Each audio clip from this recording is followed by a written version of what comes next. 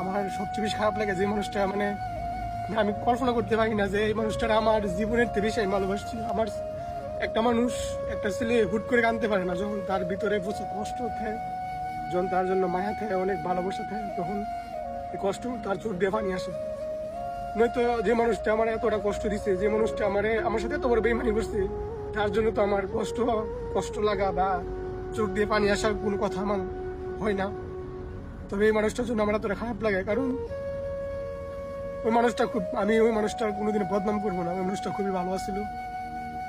আমি আমি তার একটা কথাই বলতাম চাই, যদি কোনোদিন কোনো মানুষ বলে যে কি কারণে ওরে ছেড়ে আসছো, তা তুমি বললো যে ওই মানুষটা ভালো আছিল, তাতে আমি মানে খুশি। তবে খুবই খারাপ লাগে যে এই মানুষটা আমি মানে খুব ভালোবাসতাম, সত্যি কথা, এক কথাই শেষ।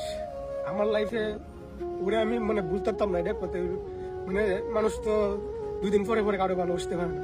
তারপরে ও আমার লাইফে আসছে, আমি কোনোদিন ও আমার ওয়াদা করছিল যে আমার কোনোদিন কষ্ট হইতো না বা আমার কোন ছেড়ে দিত না, কারণ ও আমার লাইফে আসছে আমার ধরে আমি কষ্ট থেকে বাঁচতে পারি, এই বলে ও আমার লাইফে আসছিল। তবে এই মানুষটার আমি আমার আজীবন এই মানুষটা আমি মনে রাখবো, কারণ এই মানুষটা হয়তো আমার সাথে অনেক বড় খারাপ কাজ করছে। আমার কষ্ট আল্লাহ তাআলা সহ্য করতো না, কিন্তু আমি তার জন্য বদ্ধ করবো না, কারণ এই মানুষটা আমার একদিনের জন্য হলে ভালোবাসছে।